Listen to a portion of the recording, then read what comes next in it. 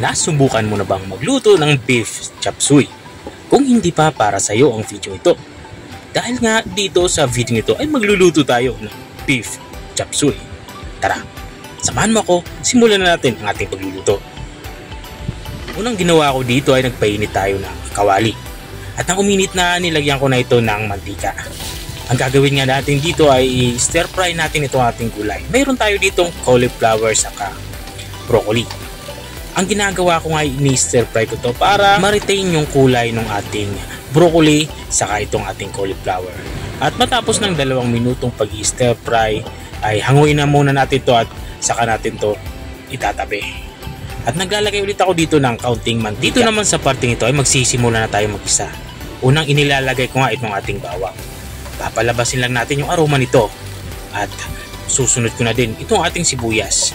Ganun din sa sibuyas ay papalabasin natin yung aroma nito. Kapag lumabas na at natusta na itong bagya, ilagay na natin itong ating beef sukiyaki. Beef sukiyaki nga yung napili kong ihalo dahil ito ay napakanipis ng pagkakahiwa at hindi na natin kailangan lambutin. At dahil nga low budget na beef chop suey ang ating lulutuin, magdadagdag ako dito ng chicken liver para dumami yung ating sahog. Pero kung marami naman kayong panghalong beef or kanin ng baka, kahit wag nyo nang dagan ng atay ng manok. At matapos natin mailagay yung atay ng manok, maglalagay na ako dito ng oyster sauce. Makakatulong yung oyster sauce para mas maging malinamnam yung ating nilulutong ulam. At matapos kong mailagay yung oyster sauce ay dinagdagan ko na dito ng black pepper or pamintang durog. At sa parte nga ito ay nilalagyan ko na ito ng tubig. Mga kalahating baso lang ng tubig. Yung purpose lang nito ay maluto itong ating atay ng manok. At saka ko ito tinakpan. Papakuluan natin ito ng mga 5 minuto. At matapos nga ng 5 minuto ay binuksan ko na ito. Dito naman sa parting ito ay ihalo na natin yung mga matigas nating gulay. Mayroon tayo ditong carrots. At naglagay na din ako dito ng sayote. Saka itong ating young corn o yung maliliit na mais. At kung nanonood ka pa rin hanggang dito sa kalagitnaan ng aking video, ibig sabihin na interesado ka sa aking niluluto.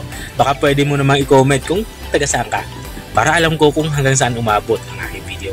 Balik tayo dito sa ating nilulutong ulam.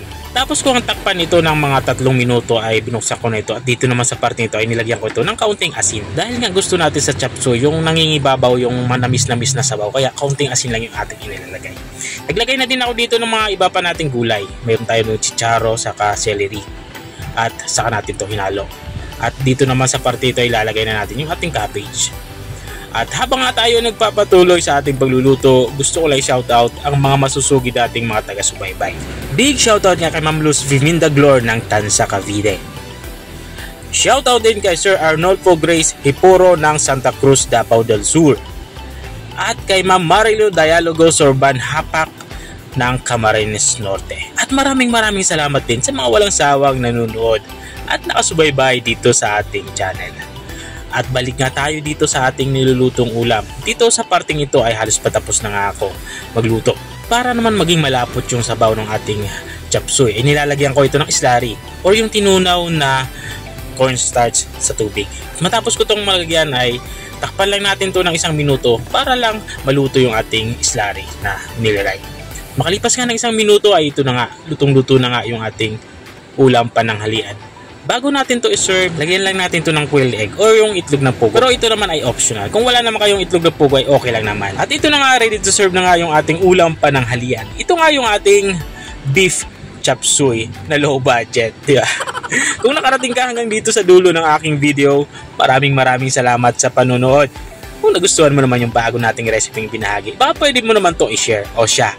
Kita-kita ulit sa mga susunod na mga videos. Paalam! Bye-bye!